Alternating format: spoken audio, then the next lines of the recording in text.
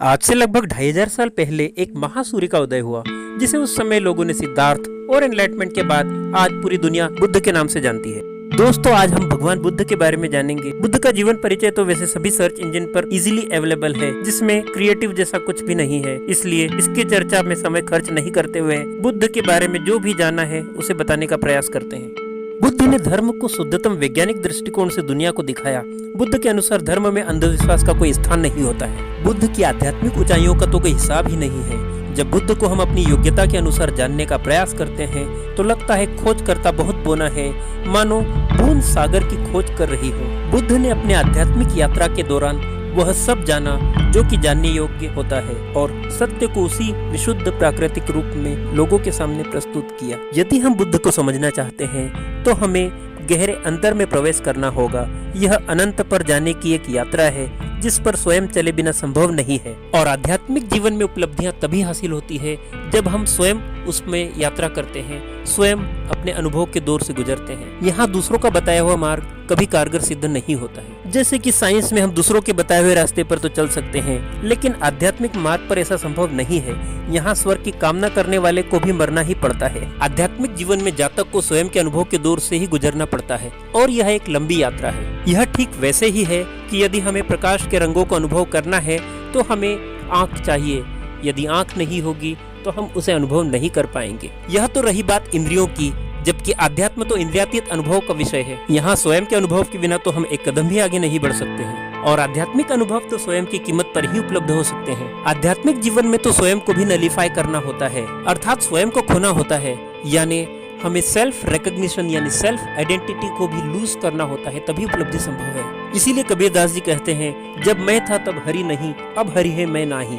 और इसी प्रकार आध्यात्मिक मार्ग पर चलते हुए बुद्ध को उपलब्धि हुई। यहाँ बुद्ध और कबीर जैसे महापुरुष किसी एनलाइटमेंट की घोषणा नहीं कर रहे हैं, बल्कि एक घटना है जो उनके स्वयं के अंदर घट जाती है। कई बार ऐसी घटनाओं पर लोगों को अविश्वास हो जाता है। लोग धार्मिक कथाओं को काल्पनिक मानने लगते हैं। यह उनकी अपनी योग्यता है, इसमें किसी का दोष नहीं। आप वही मानते हैं जो आपकी योग्यता है, और इसके लिए उनकी अपनी मजबूरियां भी हो सकती है, क्योंकि यदि वे उन्हें सच मानते हैं तो उन्हें इस रास्ते पर चलना भी पड़ेगा, जबकि वो खुद के स्वयं के रास्ते पर चलकर ही खुश हैं।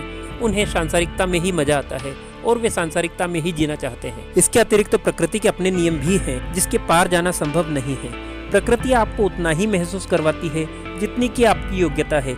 चम्मच से सागर को कैसे नापा जा सकता है, या चम्मच में सागर कैसे समा सकता है? इतिहास में ऐसे व्यक्तित्व हुए हैं या नहीं हुए हैं, इसके बजाय हमें स्वयं से यह प्रश्न पूछना चाहिए कि यदि यह कहानियां भी हो तो इन कहानियों से शिक्षा ग्रहण करके हम स्वयं के अंदर क्या बदलाव ला सकते हैं। हम सभी सांसारिक लोग या तो कुछ पाने की होड़ में या कुछ हथियाने की दौड़ में ही लगे रहते हैं, लेकिन ठहराव न तो बाहर न हमारे अंतर जगत में ही आ पाता है। आज आवश्यकता है ऐसे व्यक्तित्वों का अनुसरण करने की। आज आवश्यकता है ऐसे लोगों के उदाहरण से स्वयं के उत्थान करने की। बुद्ध के जीवन की एक घटना है। जब बुद्ध एक घने जंगल से गुजर रहे थे, तभी वहाँ से गुजरते हुए अंगुलीमाल नामक एक हत्यारे ने बुद्ध को जोर से पुकारा, ठहरो, कहाँ जा रहे हो?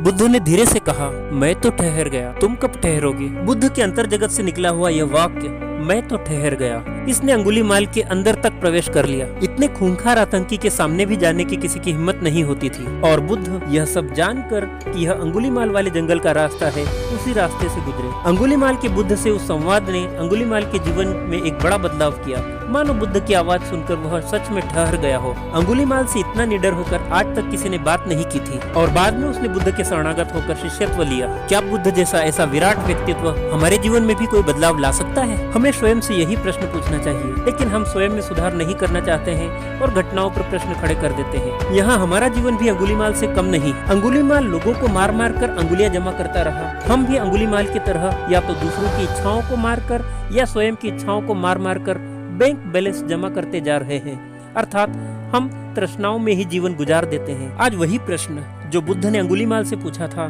कि मैं तो ठहर गया, तुम कब ठहरोगे, यही प्रश्न आज हमें स्वयं से पूछना चाहिए कि हम कब ठहरेंगे, हम बुद्ध से कब सीख लेंगे। बुद्ध के अंतर में एनलाइटमेंट हुआ, क्या हम भी शुरुआत कर सकते हैं? हम सदैव स्वयं गलती करके दोष अन्य लोगों को दे देते हैं। आइए बुद्ध की इस घटना को हम अपने जीवन से जोड़कर देखें और आज के दौर में हम अपने अंदर क्या सुधार कर सकते हैं उसे जानने की कोशिश करते हैं। आज कोविड-19 महामारी का दौर पूरे विश्व में चल रहा है, जहां शासन प्रशासन भारत में रात दिन एक करके कोरोना महामारी को दूर करने का भरसक प्रयास कर रहा है। वहीं भारतवर्ष की इस पावन धरा पर जो कि अवतारों के खान रही है, लेकिन यह विडंबना ही है कि यहाँ लोग आपदाओं को भी अवसरों में बदलने का प्रयास करते हैं। चाहे वो मुद्दा रेमडेसिविर की तस्करी का हो या हॉस्पिटल में बेड की अवेलेबिलिटी का हो, ऐसे लोग अंगुलीमाल से कम नहीं है। बुद्ध जैसे कई महान व्यक्तित्वों की खान रहा हमारा देश, और हमें यह भी नहीं भूलना चाहिए कि चीन में बौद्ध धर्म भारत से ही गया है।